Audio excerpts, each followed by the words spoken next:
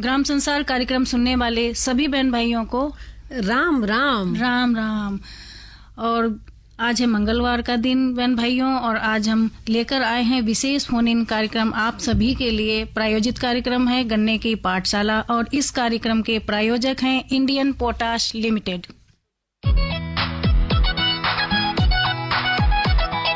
खेतों में जब पॉलीहेलाइट डाली जाएगी, आवश्यक तत्वों की कमी दूर हो जाएगी, मिट्टी की उर्वरता इससे बढ़ती जाएगी। आईपीएल की पॉलीहेलाइट, आईपीएल की पॉलीहेलाइट, फसलों की जड़ और भी गहरी होती जाएगी, मजबूती के कारण फसलें गिर नहीं पाएगी, फसलों की उत्पादकता को खूब बढ़ाएगी, किसान भाइयों के जीवन में खुशियां आएगी।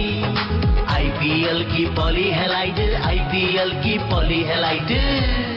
मिट्टी की उर्वरता एवं फसल उत्पादन में अद्भुत वृद्धि के लिए प्रसिद्ध बहुपोषक प्राकृतिक उर्वरक आईपीएल की पॉलीहेलाइट, समझदार किसानों की पहली पसंद। आईपीएल की पॉलीहेलाइट। ग्राम संसार कार्यक्रम इस समय आप सभी सुन रहे हैं, और जैसा कि आपको पता है कि आज का हमारा जो कार्यक्रम है सजीव फोन इन कार्यक्रम, और जो आज की गन्ने की पाठशाला के अंतर्गत का विषय है वो है गन्ने की बंधाई और देखभाल। बिल्कुल। और आज के जो हमारे विशेषज्ञ हैं डॉक्टर अवधेश कुमार डागर, पूर्व गन्ना विशेषज्ञ, गन्ना अनुसंधान संस्थान मुजफ्फरनगर, और हमारे दूसरे विशेषज्ञ हैं डॉक्टर DS सिरोही, वरिष्ठ गन्ना वैज्ञानिक मुजफ्फरनगर। तो चलते हैं स्टूडियो की तरफ। किसान भाइयों नमस्कार। इंडियन पोटाश लिमिटेड द्वारा प्रायोजित कार्यक्रम रेडियो कृषि पाठशाला गन्ने की खेती में आपका स्वागत है। और आज हमारे साथ हैं डॉक्टर अवधेश कुमार डागर जी और दूसरे विशेषज्ञ डॉक्टर DS सिरोही जी। दोनों का कार्यक्रम में बहुत बहुत स्वागत है। धन्यवाद। तो डॉक्टर साहब, आज का जैसा हमारा विषय है गन्ने की बंधाई और गन्ने की देखभाल, तो इस विषय पे आने से पहले डॉक्टर साहब चाहूंगा कि क्योंकि अब जुलाई चल रही है और जुलाई के महीने में कहीं कहीं पे बरसात भी शुरू हो गई है जी, और जो पानी बरसता है निश्चित तौर पे कहते हैं कि गन्ना और धान दोनों ये पानी के चेले होते हैं, क्योंकि अगर इनको पानी कम मिलेगा तो इनकी बढ़वार रुक जाती है। तो जो ये पानी इस समय बरस रहा है तो गन्ने की फसल के लिए उसका कितना उपयोग है? बहुत बढ़िया सवाल पूछा है शिवनंदन जी। वर्तमान में जो गन्ना बढ़ रहा है, बारिश हो रही है जी, पहली बारिश के साथ दो चीजें पानी के साथ साथ आती हैं, एक तो वायुमंडल की नाइट्रोजन और दूसरा सल्फर जी, और दोनों की दोनों जमीन के अंदर आएंगी और वो प्लांट उसको जड़ों के माध्यम से अवशोषित करेगा। जैसे ही बारिश होती है एक चेंज आ रहा है गन्ने की फसल के अंदर। चेंज ये आ रहा है, अभी तक जो हॉट एंड ड्राई वेदर था जी, वो अब हॉट एंड वेट वेदर में कन्वर्ट हो रहा है। कहने का मतलब कि गन्ने की जो फसल फॉर्मेटिव स्टेज से इलोंगेशन फेज की तरफ को बढ़ रही है, और जैसे ही ये रेनी सीजन आएगा और रेनी सीजन के साथ साथ गन्ने के अंदर कुछ कीड़े और बीमारियों का प्रकोप स्वतः अपने आप परिलक्षित होता हुआ दिखाई देने लगेगा।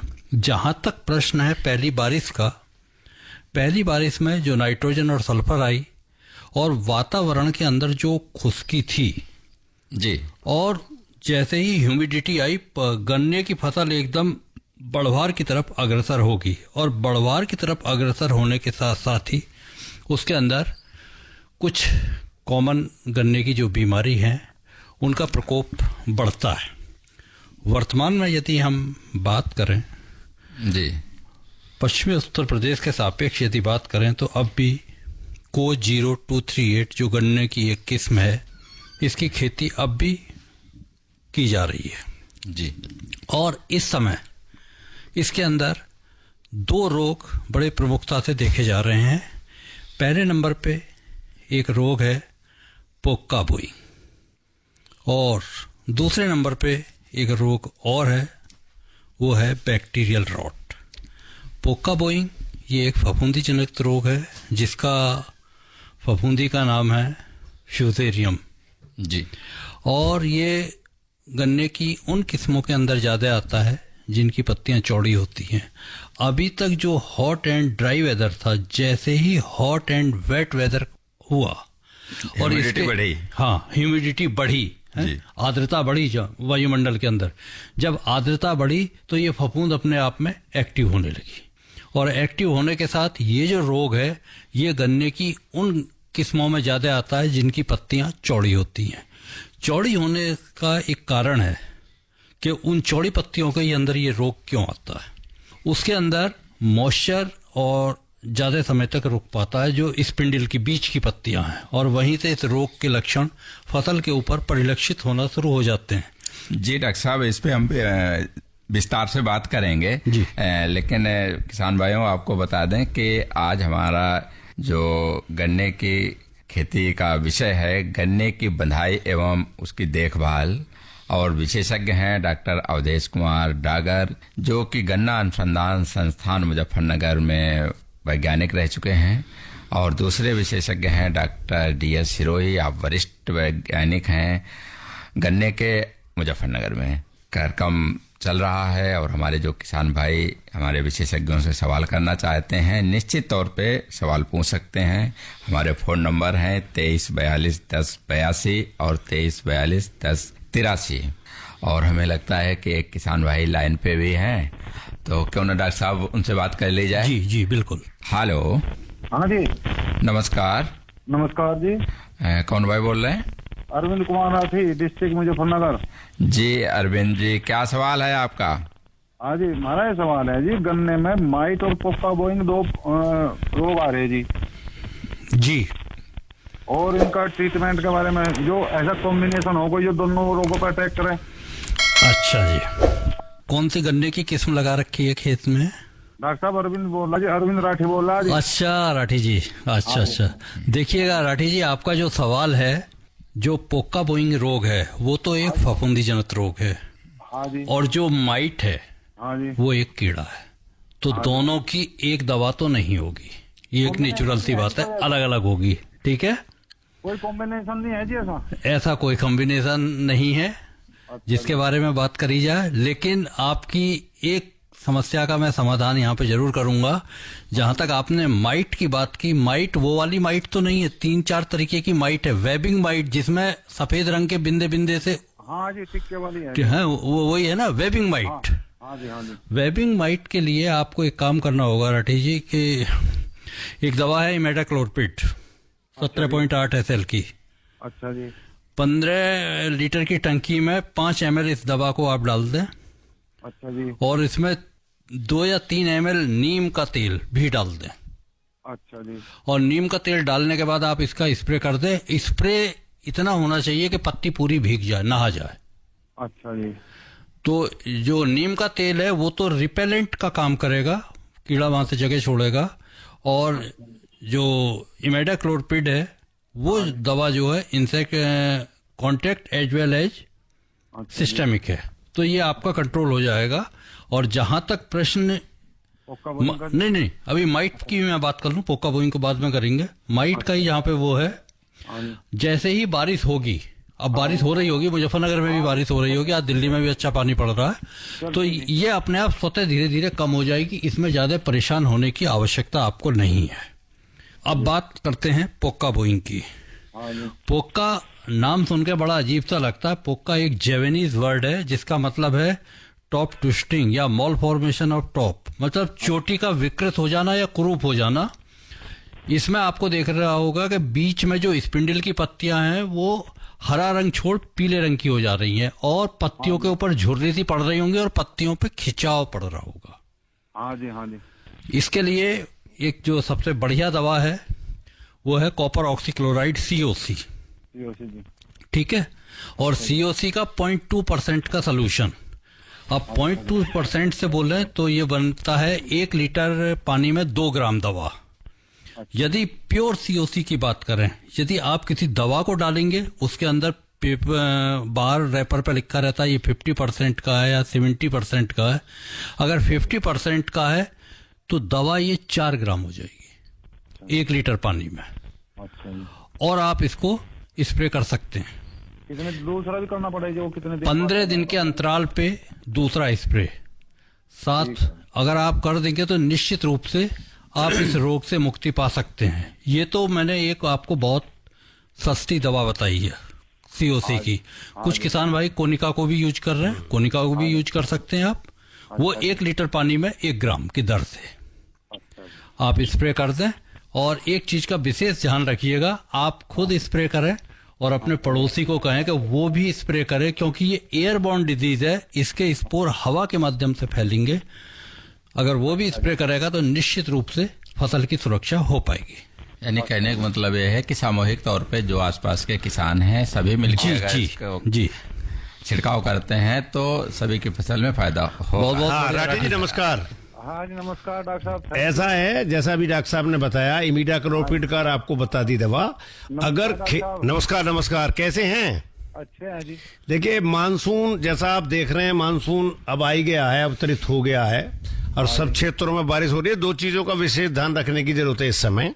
जैसा डॉक्टर साहब ने अभी दवा इमिडाक्लोपिड और आपका नीम का तेल की जो बात बताई, अगर किसी खेत में बहुत ज्यादा ग्रसित आपको माइट का लक्षण आता है और कंट्रोलिंग में करनी है तो ओमाइट दवा जो धानुका की आती है उसका अकेले में आप स्प्रे कर देंगे तो 100% उसका नियंत्रण हो जाएगा। ठीक है जी डॉक्टर साहब। ठीक है, धन्यवाद कुमार जी। फोन करने के लिए आपका बहुत बहुत धन्यवाद। और निश्चित तौर पे आपकी जो माइट और पोका बोइंग से संबंधित सवाल था उसका जवाब मिल गया। और दूसरे किसान भाई लाइन पे हैं, उनसे बात करते हैं। हेलो नमस्कार जी। हाँ जी नमस्कार। इंद्रवीर तेवतिया, गाँव नक्सलबाड़ी, डिस्ट्रिक्ट बुलंदशहर, उत्तर प्रदेश से बोल रहा हूँ सर जी। जी तेवतिया जी कैसे हैं?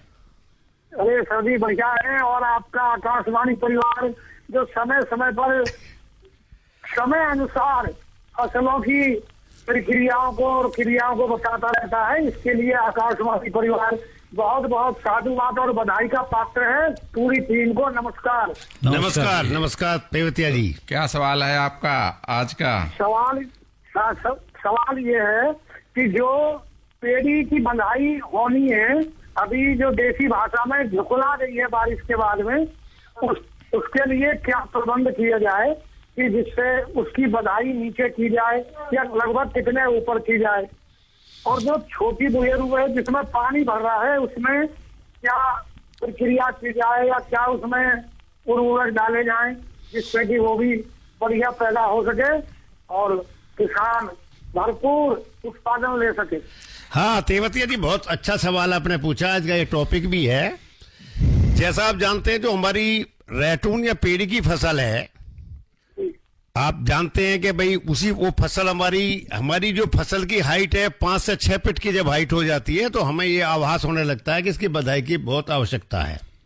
तो अभी जो पेड़ी वाले खेतों में है उसमें अभी अपने खेत की कंडीशन को देख के कि भाई इस बधाई को गन्ना गिरने पाए हमारा, और गन्ना गिरने बधाई के जो हमारे फायदे हैं उन फायदों को ध्यान में रखते हुए सबसे पहले स्टार्ट करेंगे हम जो है पेड़ी गन्ने की बधाई, जो अमूमन जुलाई प्रथम मध्य जुलाई से लेकर के अगस्त के महीने तक हम प्रारंभ करते हैं।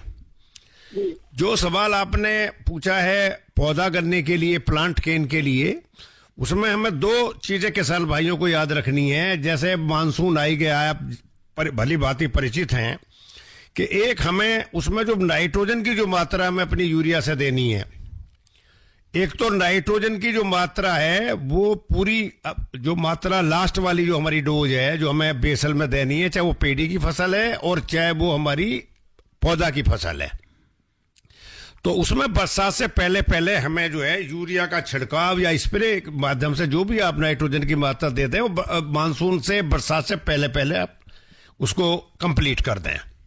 साथ ही साथ एक चीज का ध्यान रखना, जैसे आज का सवाल भी चल रहा था कि जिसमें आपको जो हमारी थर्ड ब्रूड चल रही है इसकी टॉप बोरर की, वो जो हमारी लेट प्लांटिंग है, जो आफ्टर व्हीट हम गन्ने की बिजाई करते हैं, अमूमन हमारे, आप बुलंदशहर से बोल रहे हैं तो बुलंदशहर, मुजफ्फरनगर, मेरठ, पूरे पश्चिमी उत्तर प्रदेश में गेहूं के बाद काफी मात्रा में 30 से 40% बुआई होती है, जानते भी हैं आप। उसमें अगर किसी जी। अरे सर जी बहुत बहुत धन्यवाद। तो उसमें तेवतिया जी आप जो है उसमें ध्यान रखना है, जो CTPR है अगर किसी वजह से कहीं विलंब हो गया है तो CTPR का इस्तेमाल जल्दी से जल्दी करें, जिससे हमारी जो थर्ड ब्रूड है गन्ने की, जो तीसरी पीढ़ी का नुकसान होने वाला होता है, जो अब वो ब्रूड का समय चल रहा है, उससे गन्ने को हम अपने उत्पादन को प्रभावित ना करें और समय से उसकी चोटी बेधक की जो थर्ड ब्रूड है उसको नियंत्रण कर लें। तो पौधा गन्ने में हर हालत में आपने पेड़ी की फसल में उसको डाल लिया होगा, अगर CTPR कोरोजन आदि नहीं डाली है तो उसको आप डाल लें और इस तरीके से अपनी फसल की सुरक्षा रखते हुए उत्पादन को आगे बढ़ाते हुए कदम हमारी आपसे आशा है कि इन कामों को करके आपका उत्पादन अधिक से अधिक होगा। जी तेवतिया जी, फोन करने के लिए आपका बहुत बहुत धन्यवाद और डॉक्टर सिरोही जी ने आपके सवालों का बहुत विस्तार से जवाब दिया। और तो डॉक्टर साहब, जिस तरीके से बंधाई की बात हो रही है, तो पहले तो कहते हैं कि कोई बार कार्य किया जाता है, कहते हैं कि इसका करने का हमें फायदा क्या महत्व है। डॉक्टर साहब चाहेंगे कि किसान भाई लाइन पे हैं, उनसे बात कर लें। हेलो। हाँ जी सर, नमस्कार जी। नमस्कार सर, मेरा एक सवाल है। नाम पता बताओ अपना। मेरा अरुण कुमार नाम है, जिला शामली से, उत्तर प्रदेश। जी जी जी। मेरा एक सवाल है कि सर, जैसे मान लिया बारिश का मौसम है, अब जब टॉप बोरर चल रहा जी, और टॉप बोरर की पीढ़ी है कब तक, किस टाइम तक रहेगी, और इसके स्प्रे जिस तरह बरसात में है, स्प्रे का समय कितना हो सकता है, कितने समय में पौधा एग्जोर कर लगा? जी, डॉक्टर अवधेश जी आपके सवाल का जवाब दे रहे हैं। अरुण जी, ये जो वर्तमान में टॉप बोरर की तीसरी पीढ़ी की जो मौत है वो निकल चुकी होगी इस समय, और उसने एगलेइंग कर दी होगी पत्तियों के पीछे जी। ठीक है। अब आपको एक काम करना है, यदि आपने अपने खेत के अंदर CTPR का प्रयोग किया है, प्लांट के अंदर या रेटून के अंदर आपने फटेरा वर्टागो जो भी XYZ जो भी चीजें डाली हैं, अब ये सारी की सारी सिस्टमिक हैं, उसके सिस्टम में पहुंच गई। और जो उसने एगलेइंग करी है, एगलेइंग के 8 से 10 दिन बाद उसकी हैचिंग होगी। हैचिंग होने के बाद फिर उसके अंदर से कैटरपिलर निकलेगा, और जब कैटरपिलर निकलेगा, अगर आपने CTPR डाल रखा है, अगर वो कैटरपिलर निकलेगा, जब उस पत्ती पे मुंह मारेगा तो उसकी गट में प्रॉब्लम करेगा, और वो वहीं से आपकी फसल की सुरक्षा हो पाएगी, यदि आपने प्रॉपर तरीके से CTPR का प्रयोग किया होगा। तब उस स्थिति में यदि आप चाहते हैं कि और कुछ हम करना चाहें, तो वर्तमान में सबसे बढ़िया चीज है टॉप बोरर के लिए लाइट ट्रैप जी। एक तो लाइट ट्रैप का प्रयोग करें। लाइट ट्रैप का प्रयोग करेंगे, निश्चित रूप से सारी की सारी तितलियां उस लाइट के ऊपर आकर्षित होंगी और नीचे उसके पानी रहता है। आजकल तो ऐसे लाइट ट्रैप आ गए हैं जिसके अंदर ल्यूर भी ऑलरेडी लगा हुआ है टॉप बोरर का जी। हर तरीके से फेरोमोन ट्रैप और लाइट ट्रैप वो मिक्स कर रखा है उन्होंने, वो चीजें भी आ रही हैं। और शामली के किसान तो वैसे ही बहुत एडवांस है अपने आप में। मेरी समझ से आप उस चीज को समझ रहे होंगे जो मैं कहना चाह रहा हूँ आपसे। आप अपनी फसल की सुरक्षा कर पाएंगे। ठीक है जी। और क्या जानना चाह रहे हैं जी, बताइए। मेरा ये जानना का था जी, जैसे मान लिया अभी 15 दिन या 20 दिन में हम स्प्रे करते हैं जी, तो स्प्रे का टाइम अगर ठीक चल रहा है, जैसे बरसात हो रही है अभी जी, तो मान लिया हमने 1 घंटे बाद 2 घंटे बाद हमारी बारिश होगी स्प्रे के बाद में, तो कितने समय तक हमें स्प्रे जो है ठीक रहेगा जो बरसात ना हो? अच्छा, स्प्रे दो तरीके के हैं। आप यदि किसी फंजीसाइड का स्प्रे कर रहे हैं, COC का स्प्रे कर रहे हैं, तो कम से कम स्प्रे होने के 5-6 घंटे तक अगर बारिश ना हो तो आप सेफ साइड रहेंगे। ठीक है, ठीक है सर, क्योंकि जैसे ही आप दवा डालेंगे, स्प्रे करेंगे, वो स्टोमेटा के माध्यम से अंदर तो जाएगी, उसमें कुछ तो समय अपटेक में लगेगा ना, ये चीज है। बहुत बहुत धन्यवाद जी। जी, फोन करने के लिए आपका बहुत बहुत धन्यवाद। और एक और किसान भाई का फोन लेते हैं जी। हेलो। नमस्कार जी। हाँ जी, नमस्कार। डॉक्टर साहब को भी नमस्कार। नमस्कार साहब, नमस्कार जी। मैं सतीश कुमार बोल रहा हूँ सर। जी, कहाँ से सतीश कुमार जी? मैं डिस्ट्रिक्ट भिवानी से। हाँ, क्या सवाल है आपका? सर, असली बात तो यह है, किसान की आवाज नहीं आती रेडियो में। किसान की आवाज रेडियो में नहीं आती? आपकी आवाज तो जा रही है सर। मैं ये घंटी अब इसीलिए करी है और इसने तो बात पे देख लूंगा। अच्छा, हाँ सर। हाँ, कोई आज के विषय से संबंधित कोई आपका सवाल है? सर पौधा तो सही चल रहा है मेरा तो। जी हाँ, बहुत बढ़िया, आपका बढ़िया चलना चाहिए। हाँ सर। आपने ईख लगाई है? ईख का एक पौधा लगा रखा है सर घर में ही। बहुत बढ़िया, सही है। गमले में? हाँ सर। गमले में लगा है कि नहीं जी, जमीन में लगा रखा है सर। जमीन में? फिर तो हरा भरा होगा खूब। हाँ जी। कितना बड़ा हो गया? हो गया होगा 3 फुट के करीब। चलो, और बड़ा हो जाएगा, बरसात पड़ने दो। लेकिन 3 फुट से ज्यादा होना चाहिए था, क्योंकि आपने उसके नीचे जो गहराई है वो नहीं करी होगी, क्योंकि जितनी गहरी जड़ें जाती हैं गन्ना उतना ही बढ़ता है। अच्छा सर। हाँ। सतीश जी, मैं एक सवाल आपसे पूछना चाह रहा था। हाँ सर। आपने अपने किचन गार्डन में केवल एक ही पौधा क्यों लगाया गन्ने का? सर मैंने तो ट्राई नहीं है जी। की।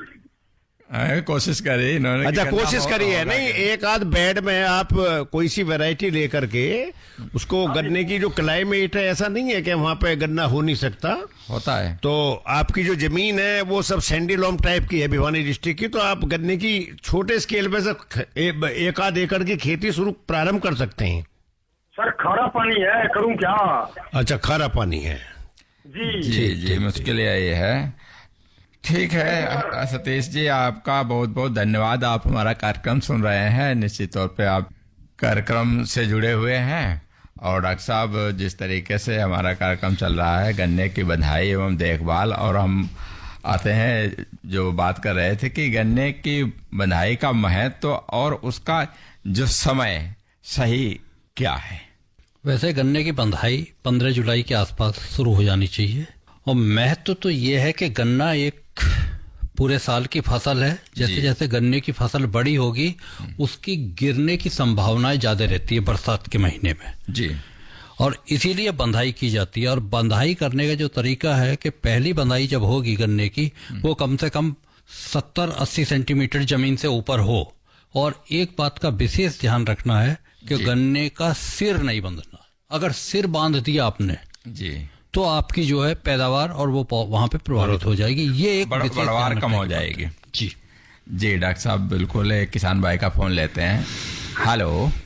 हाँ नमस्कार जी। नमस्कार। मैं अब्दुल हमीद, जिला बिजनौर, यूपी से बोल रही हूँ। जी अब्दुल हमीद जी। जी, मेरा सवाल ये है कि एक बार तो हमने स्प्रे कर दिया। किसका? अब टॉप बॉलर का। अच्छा, काहे का? हाँ। किस चीज का? कहेगा जी, इसमें कोराजन भी लगाई है जी, और इसमें एक दवाई जो इमीडा और क्या नाम वो आती है पिप्रोनिल भी वो लगाई इसमें, और एक फंजीसाइड लगाई इसमें। सुनिएगा, अगर आपने स्प्रे करा है कोरोजन की तो ड्रेंचिंग होती है, फिर आप स्प्रे की बात कह रहे हैं, ये बात मैं समझ नहीं पा रहा हूँ आपसे। देखिए हम ऐसा करते हैं, इस समय पेड़ी में तो हमने कर दिया 2 बार स्प्रे, और 9 लाख में जो पौधा करना है उसमें 1 बार करा आप जी। उसमें 1 बार का काहे का करा है? ये इसका ही करा जिससे कोई टॉप बॉलर ना हो। ऐसा अभी तक कोई बीमारी नहीं थी गन्ने के अंदर। नहीं, देखिएगा, जो पौधे गन्ने की आपने बुआई की है वो कब करी है? गेहूं काटने के बाद की है या गेहूं काटने से पहले की है? मार्च के महीने में। इसका मतलब आपने बसंत काल में ईख बोया है। ठीक है जी। अब तो गन्ना काफी बड़ा हो गया होगा, ब्यांत भी कर गया होगा। हाँ, बहुत पूरा फुल हो गया गन्ना। तो उसके अंदर आपने CTPR का प्रयोग कर दिया जी है, क्लोरेंट्रानिलिप्रोल जिसको हम कहते हैं, जो टॉप बोलर की तीसरी पीढ़ी और के कंट्रोल करने के लिए नितांत आवश्यक है। ठीक है, अब आप क्या जानना चाह रहे हैं? अब हम ये जानना चाहते हैं, वैसे तो हम जो लाइट की बात करते हैं तो वो भी खूब हम लाइट लगाओ रहते हैं। अच्छा, लाइट ट्रैप लगा रखा है? हाँ जी, वो भी लगा रखा। क्या उसके व्यवस्था सारी कर रखी है इन्होंने? हाँ, उसमें जागरूक किसान है। पानी डालकर नीचे उसमें तेल डाल दो रहे हैं हम, जिससे वो आवेगी ना चीज सब गिर जाएगी। जी।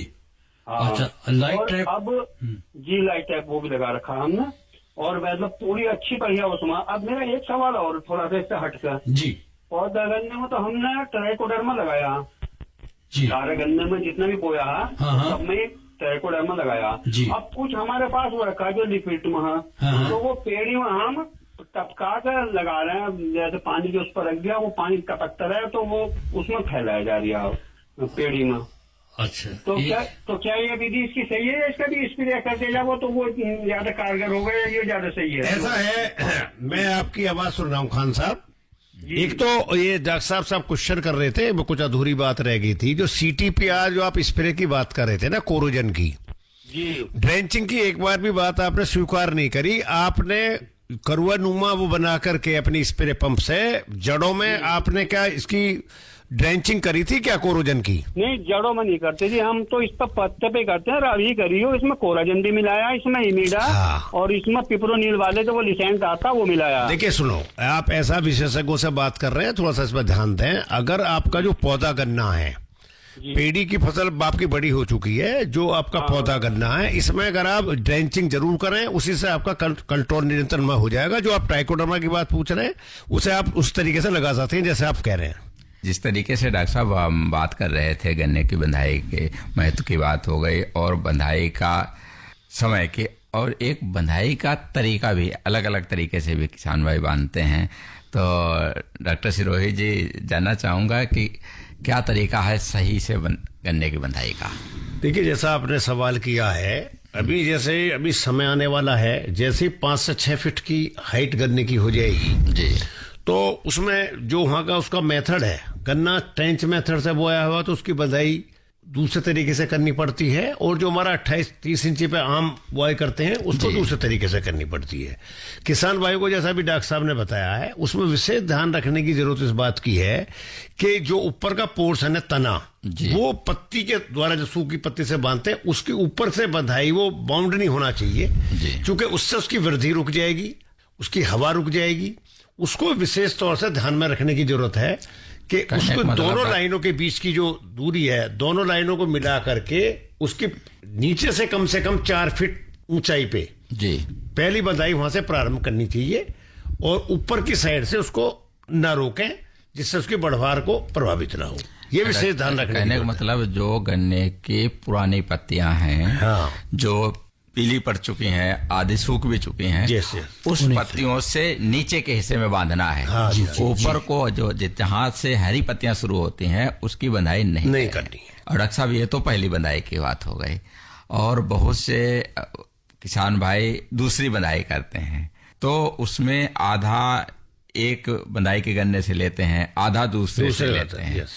तो जिससे क्या है कि एक दूसरे से वो जुड़े रहते हैं, और बरसात आने पे आपकी फसल गिरती नहीं है। मेन मकसद गन्ने का यही होता है कि फसल गिरे नहीं।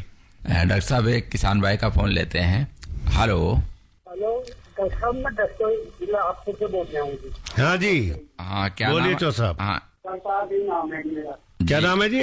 प्रताप सिंह जी। डॉक्टर साहब, राम राम। राम राम जी, राम राम। मैं डॉक्टर साहब एक बात बोलना चाह रहा जी, खेत में पेड़ी का खेत है जी, उसमें पत्तों पर धब्बे आ रहे हैं जी। धब्बे आ रहे हैं?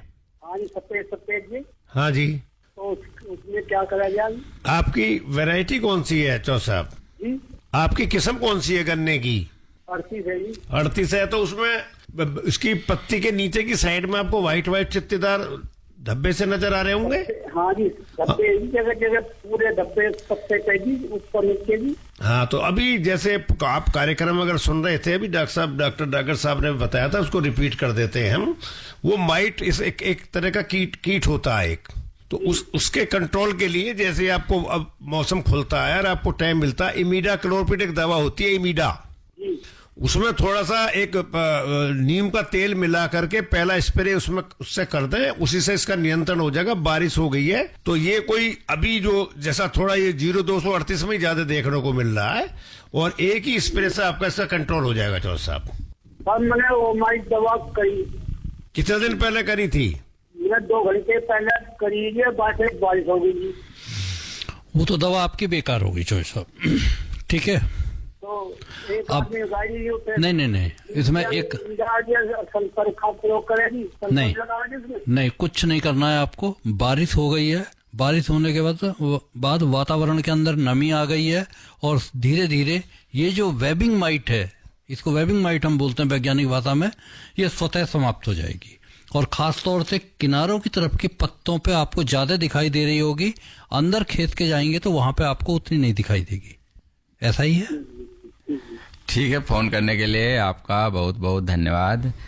तो डॉक्टर साहब, वो जिस तरीके से हमारे किसान भाई फोन कर रहे हैं, निश्चित तौर पे गन्ने की फसल तो ऐसे इस समय बढ़वार पे भी है, और लेकिन कई कीड़ों के बारे में बात हो गई। डॉक्टर साहब, एक टॉप बोरर होता है जी जी, और ये सबसे बड़ा दुश्मन होता है कि गन्ने की बढ़वार का। जी जी जी, क्योंकि वो ऊपर के ही गोब में उसको कट कर देता है, जिससे फिर गन्ना उसके ऊपर उसमें किले नहीं निकलते, मतलब ऊपर से खत्म हो जाता है जी। तो ये क्या है, कैसे इसके हमारे किसान भाई पहचान करें, और रोकथाम के लिए क्या इसके लिए कर सकते हैं? एक्चुअल में इसका जो वैज्ञानिक नाम है वो सर्फोफेगा एक्सरपटेलिस जी, और उत्तर भारत के अंदर इसकी 5 या 6 पीढ़ियां पाई जाती हैं। अगर हम दक्षिण भारत की बात करें तो वहां पे 7 पीढ़ियां इसकी मिलती हैं, क्योंकि उत्तर भारत में हम हैं इस समय। उत्तर भारत की बात करेंगे तो और बेहतर होगा। टॉप बोरर, जैसा कि नाम है, हिंदी इसकी है चोटी वेदक। ये चोटी को वेदता है।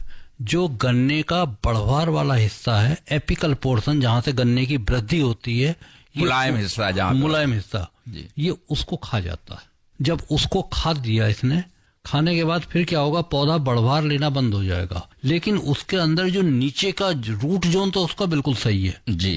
अब वहां से पोषक तत्व तो आ रहे हैं, जो ऊपर की तरफ आंखें बनी होंगी वो आंखें जमाव ले जाती हैं और पौधे की वृद्धि रुक जाती है और आपकी पैदावार प्रभावित हो जाती है। अगर इसकी पहचान करने का सबसे सही तरीका ये है कि बीच की गोफ की जो पत्तियां होंगी उसमें छर्रे नुमा छोटे छोटे छेद एक सीध में आपको दिखाई दे रहे होंगे। ये खास पहचान है इसकी। और इसके लिए जैसा अभी बात कर रहे थे CTPR का, CTPR के साथ साथ एक चीज और मैं कहूंगा, उससे भी बढ़िया चीज है यदि हम लाइट ट्रैप का इस्तेमाल करें। और अब जो बरसात चल रही है, बरसात के अंदर ट्राइकोकार्ड, जो इसके ट्राइकोग्रामा जैपेनिकम एक इसका अंड परजीवी है, वो 50,000 अंड परजीवी प्रति हेक्टेयर की दर से रोपित किए जाते हैं और हर 15 दिन के बाद जी ट्राइकोकार्ड को बदला जाता है। वो भी इसको कंट्रोल करने का बहुत ही बढ़िया तरीका है। यदि डॉक्टर साहब बात करेंगे, किसान भाई लाइन पे, उनसे बात कर लें। हेलो जयंकर जी, नमस्ते।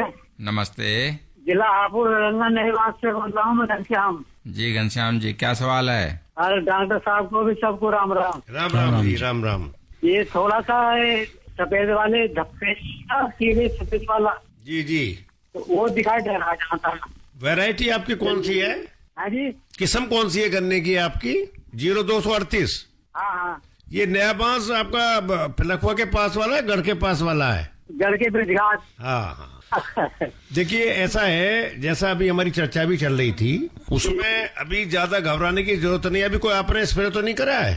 ना, अभी ना करा। हाँ, तो एक जैसे मौसम खुलता है, आप जो है दवा नोट करें, इमीडाक्लोरोपिड 17.8% वाली जो दवा आती है जी साहब, और उसमें थोड़ा सा नीम का तेल मिला लें जी साहब, उसका एक स्प्रे कर दें मौसम खुलने पर जी साहब। प्रथम स्प्रे से ही, अब जैसे बरसात हो गई है तो उसी से वो कंट्रोल हो जाएगी और सब वो जो कीट है महीन वो जो है आपका खत्म हो जाएगा। ये हम गन्ने की बंधाई करते हैं तो सूखा पत्ता नीचे जब बंधाई करते हैं जी, सूखा पत्ता उतारे गन्ने की जब बंधाई करते हैं। हाँ जी, हाँ जी, हाँ जी, ठीक है, बहुत अच्छा करते हैं आप। निश्चित तौर पर राम राम। फोन करने के लिए आपका बहुत बहुत धन्यवाद। तो डॉक्टर साहब, आप कर रहे थे इसके टॉप बोरर की रोकथाम की। टॉप बोरर की रोकथाम की बात चल रही थी जी जी, तो रिदम थोड़ी सी टूट गई। टॉप बोरर के लिए मैंने अभी ट्राइकोकार्ड की भी बात कही, रासायनिक कंट्रोल की भी बात कही। सबसे बढ़िया जो चीज है वो है प्रकाश प्रपंच, लाइट ट्रैप जी। लाइट ट्रैप, लाइट जलाने से शाम के समय कीड़े स्वतः आते हैं लाइट के ऊपर। और खास तौर से किसान भाइयों ने देखा होगा, गांव के बाड़े के जो खेत हैं या गांव के चौगर्दे के जो खेत हैं, उन खेतों के ऊपर आपको टॉप बोरर का प्रभाव बिल्कुल नहीं मिलेगा। उसकी वजह ये है, हाँ, उसकी वजह ये है, गाँव में शाम को लाइट जली, कीट पतंगे लाइट की तरफ आकर्षित हो गए और वहां जाके वो खत्म हो गए, मर गए। अगर लाइट ट्रैप आप लगा रहे हैं, खेत के पास लगा रहे हैं, तो सीधी बात है, गन्ने में 9 तरीके के बोरर लगते हैं। CTPR से तो आप सिर्फ टॉप बोरर को कम कर पाएंगे, लेकिन यदि लाइट ट्रैप लगाएंगे तो सारे 9 के 9 बोररों की मौत भी उसकी तरफ आकर्षित होंगी और उसको कंट्रोल किया जा सकता है। और ऐसा नहीं है कि लाइट ट्रैप थोड़ा सा महंगा, जरूर किसान भाई कह रहे हैं महंगा है, कोई बात नहीं, इस बार ईंख लगाया, अगली बार भी आप ईंख ही लगाएंगे, खेती ईंख की होनी है। जब ईंख की खेती होगी तो रासायनिक नियंत्रण से बढ़िया मैं समझता हूं कि प्रकाश प्रपंच लाइट ट्रैप को यदि प्रयोग करेंगे और सामूहिक रूप से यदि प्रयोग करेंगे तो निश्चित रूप से एक आपको बढ़िया उत्पादन देखने को मिलेगा। तो डॉक्टर साहब ये तो बात रही टॉप बोरर के, क्या गन्ने की फसल में ये मिलीबग का भी प्रकोप रहता है? मिलीबग का भी प्रकोप है। अगर इस बार जहां तक मैंने वेस्टर्न यूपी का सर्वे किया है जी, इस बार टॉप बोरर और मिलीबग दोनों ही बहुत ही कम या नगण्य, जिसको कह सकते हैं ना के बराबर है। मिलीबग का भी प्रकोप देखने को मिलता है। ये गर्मियों में जितनी भी गर्मी पड़ेगी, इंसेक्ट का अटैक गर्मियों में ज्यादा होता है क्योंकि पौधे के पास वो मॉइस्चर लेने के लिए आता है जी। और मिलीबग खास तौर से वहां पे ज्यादा मिलेगा या तो पेड़ की छाया में या कहीं पे किसान भाई अपने खेत के पास वो गोबर की खाद के लिए जो कूड़ी गोबर डंप करते हैं यहाँ पे, वहां पर मिलीबग का प्रकोप देखने को मिलता है। मिलीबग के लिए खासतौर से ये प्लांट केन में नहीं मिलेगा, ये रैटून केन में सबसे पहले मिलेगा। और रैटून के लिए भी दवा वही है इमेडाक्लोरोपिड, लेकिन प्रयोग करने का तरीका अलग है। इसमें जो ग्रसित पौधे हैं उनकी पत्तियां उतार दी जाए, पुरानी पत्तियां, और उसके बाद उसके ऊपर स्प्रे करा जाए। वही 3 लीटर पानी में 1 ml दवा 17.8 SL वाला आप यदि डालेंगे, निश्चित रूप से आप मिलीबग से अपनी फसल की सुरक्षा कर पाएंगे। शिवदयाल जी, मैं थोड़ा सा एक से बात करना चाह रहा था। जैसे डॉक्टर साहब ने भी बताया लाइट ट्रैप के बारे में जी, उत्तर प्रदेश सरकार है, स्टेट गवर्नमेंट जहाँ की भी हैं, वो लाइट ट्रैप पे सब्सिडी दे रही हैं। हर जिले में जो वहाँ की कृषि रक्षा इकाई हैं उन्होंने भी उसके लिए इंतजाम कराया हुआ है और काफी सब्सिडी पे 50-60% 70% की सब्सिडी पे मिल सकती हैं। और अपने चीनी मिल के माध्यम से भी बहुत सारी चीनी मिलें अपने सब्सिडी रेट पर दे रही हैं। इसमें अवेयरनेस की जरूरत है किसानों के लिए। मैं किसान भाइयों से सभी से गुजारिश करूंगा जो इस समय चल रहा है टॉबर की 3rd ब्रीड का, उसमें लाइट पर पंच जो है वो ज्यादा से ज्यादा इस्तेमाल करेंगे तो आने वाले समय में लोग इसकी प्रैक्टिस में आ जाएंगे और हम रासायनिकों के प्रयोग से बच सकेंगे और इस फायदा जो है बहुत ज्यादा है किसान भाइयों के लिए। मैं ये संदेश देना चाहता हूं अपने किसान भाई। जी जी, बिल्कुल सही बात है कि किसान भाई जो भी कृषि रक्षा इकाई हैं जिले में, वहां संपर्क करके इसके बारे में जानकारी भी ले सकते हैं और जो भारत सरकार की योजनाएं हैं जिनके द्वारा उन्हें सहायता मिलती है या सब्सिडी मिलती है उसका भी लाभ ले सकते हैं। डॉक्टर जी, आपसे जानना चाहूंगा कि गन्ने की फसल में एक बीमारी आती है रेड रॉट जी, तो ये क्या है और किस तरीके से इसका प्रभाव होता है और कैसे किसान भाई इसको पहले से रोक सकें? रेड रॉट दुनिया के शायद ही कोई कंट्री होगा जहां पे गन्ना बोया जाता और ये बीमारी ना आई हो। ये आती है, पेंडेमिक डिजीज है, वर्ल्ड वाइड है। लेकिन अगर पश्चिमी उत्तर प्रदेश में अब भी 238 की खेती हो रही है, लेकिन जो गंगा और जमुना के दोआब में तो थोड़ा सा कम प्रकोप देखने को मिला है, लेकिन रामगंगा और गंगा के बीच की जो बेल्ट है, खासतौर से जो मुरादाबाद वाला क्षेत्र है, मुरादाबाद बिजनौर वाला, इसके अंदर रेड डॉट का प्रकोप सबसे ज्यादा देखने को मिला है और वो भी को 0238 के अंदर इतना प्रकोप आया है कि क्रैशिंग सीजन कम हो गया। अब सवाल उठता है कि एक साथ वैरायटी नहीं बदली जा सकती है। जी डॉक्टर साहब, इसकी रोकथाम के बारे में बात करेंगे, लेकिन एक किसान भाई का फोन ले लें। हेलो। हाँ जी, नमस्कार जी। नमस्कार जी। कौन भाई बोल रहे हैं? तैमूर राणा बात कर रहा हूँ जी। कहाँ से? मुजफ्फरनगर से जी, बुढ़ाने से। अच्छा, क्या सवाल है आपका राणा जी? मेरा ये सवाल है जी, जैसे अब बरसात हुई है जी, तो इसमें एक तो माइट की समस्या आ रही थी और एक कीड़ी होती है जैसे थ्रिप्स कह रहे हैं, थ्रिप्स जी, वो आ रही है जी। क्या इससे बारिश से कुछ प्रभाव पड़ेगा? जी डॉक्टर साहब, बारिश होने के बाद जो थ्रिप्स आप देख रहे होंगे, जो पत्तियों की टिप है ऊपर की, वो ऐंठ जा रही होगी। अगर उन ऐंठी हुई पत्तियों को खोलते होंगे टिप्स को, तो छोटे छोटे से आपको कीड़े दिखाई दे रहे होंगे।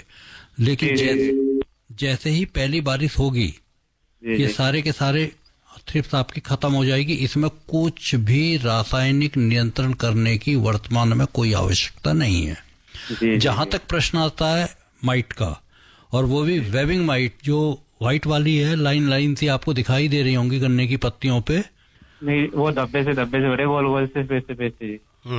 हाँ हाँ तैमूर जी, मैं आपको समझा रहा हूँ। अभी हमारी यही चर्चा चल रही थी कि अभी जैसे डॉक्टर साहब ने बताया, गन्ने में कोई थ्रिप्स नाम की बहुत भयंकर कोई ऐसा कीट नहीं है ये। और जैसा भी डॉक्टर साहब आपसे बता रहे थे, डॉक्टर साहब मैंने आपसे सवाल इसलिए करा, मैं भी सुन रहा था बहुत देर से। जी।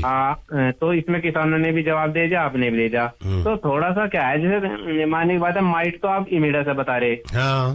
तो जैसे थ्रिप्स है, ये तो बारिश से ही चला जाता है। हाँ, चला जाता है, बिल्कुल ठीक है। तो इससे भी ये बताओ किसानों को, ये अब जी इससे घबराने की कोई जरूरत नहीं है। हाँ, यही बात हम कह रहे हैं आपको, यही बात कह रहे हैं। इसमें थ्रिप्स के बारे में अरे किसान ने सवाल नहीं पूछा। राणा जी, तैमूर, आपने बात मेरी शुरू से सुनी नहीं। मैं हमेशा ये कहता रहा हूँ कि हर ये माइनर इंसेक्ट हैं, इनके लिए रासायनिक प्रयोग की वर्तमान में कोई आवश्यकता नहीं है। जैसे ही पहली रेनफॉल होगी, स्वतः समाप्त हो जाएंगी।